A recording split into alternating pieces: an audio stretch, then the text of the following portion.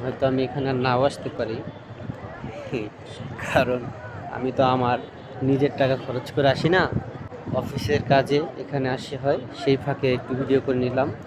হয়তো যখন বৃদ্ধ হব তখন হয়তো আমার নাতিপুতি দেখবে যে আমার নানা বা দাদা এই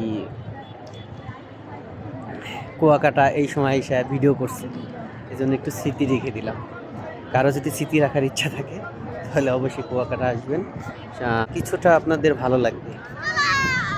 আর এই কথাটা বললাম আমি আসলে আবেগ আবেগ হয়ে, কারণ আস্তে আস্তে বয়স হচ্ছে, বৃদ্ধ হচ্ছি।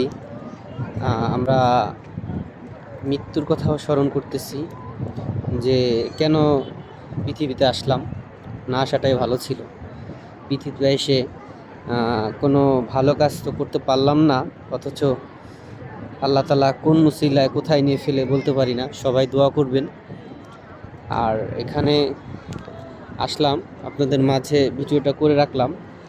হয়তো এই ভিডিওটা আমি আপলোড দিব, আপলোড দিলে এটা আমার একটা স্মৃতি হয়ে থাকবে যে আমি একসময় কুয়াকাটা যে ভিডিও করছি সেই ভিডিওটা আমি সংগ্রহ করে রেখেছি। এই পর্যন্তই আপনাদের মাঝে শেষ করলাম। এটা কুয়াকাটা, আপনার এখানে আসলাম, আমার নাতিপুতি দেখবে। তখন হয়তো এই এই যে চুলগুলি দেখতেছেন, এই যে চুলগুলি আর থাকবে না, বুড়ো হয়ে যাবে, দাড়ি পেকে যাবে। মোবাইল না থাকলে আর এই ভিডিও না থাকতে পারলে অনেক মানুষ যারা মারা গেছে তাদের আমরা দেখতে পাতাম না। এখন যারা মারা গেছে হয়তো অনেক সময় এই ভিডিওগুলি অনেকে ছাড়লে পরে তারা এই ভিডিওটা দেখলে মনে হয় কি এখনও জীবিত আছে। মানে ভাবতেই খুব কষ্ট লাগে। আসলেও আমি মৃত্যুর কথা অনেক স্মরণ করি, শরীরে জ্বালা দিয়ে উঠে। আর মানে মানতে পারি না যে একসময় থাকবো না, পৃথিবীতে চলে যাব। পৃথিবী মায়া সবচেয়ে বড় কঠিন, ছাড়তেও পারি না, কিছু করতেও পারি না। আর কিছু কিছু জায়গায় রেখে স্মৃতিগুলি রেখে দিই, কবে যে মারা যায় ঠিক নাই। মানসিক টেনশন সবচেয়ে বড় কঠিন। পৃথিবীতে যদি সুখ না পায়, মানসিক টেনশনের যে কী কষ্ট, যারা চিন্তায় থাকেন বা মানসিক টেনশন করেন তারাই বলতে পারবেন। সব রোগের ওষুধ আছে, মানসিক রোগের কোনো ওষুধ নেই।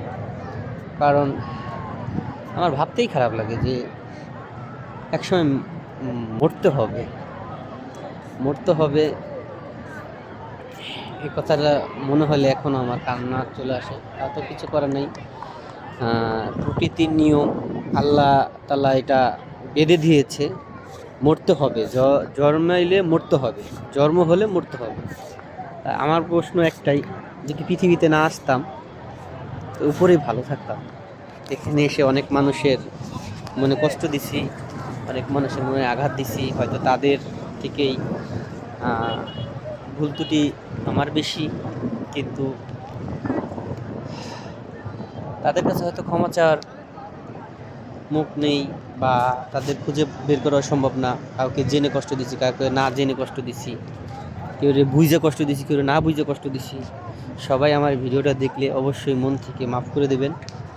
আর এটা বলার কারণ ভাই, ওই যে কথা লাস্টে বলছি, জন্ম হলে তার মৃত্যু করতেই হবে, মৃত্যুর স্বাদ গ্রহণ করতে হবে। তা আমি এই ভিডিওটা করে রাখলাম, সংগ্রহ করে রাখলাম।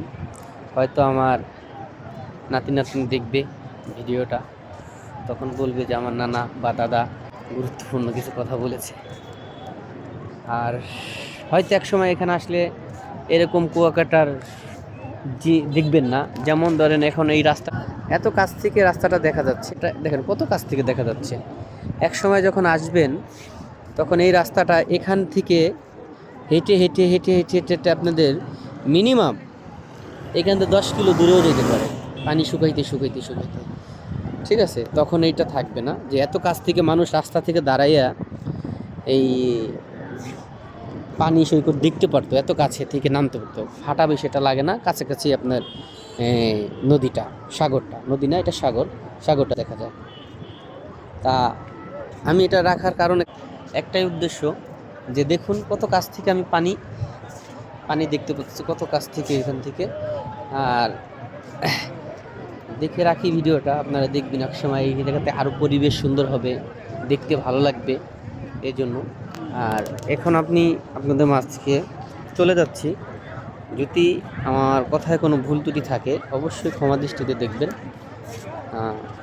ভালো থাকবেন, সুস্থ থাকবেন, পরিবারকে সময় দিবেন। পরিবার সবথেকে গুরুত্বপূর্ণ। আপনার মৃত্যুর সময় তারাই আসবে। আর প্রত্যেকটা আত্মীয় স্বজনের সাথে সুসম্পর্ক বজায় রাখবেন, কারণ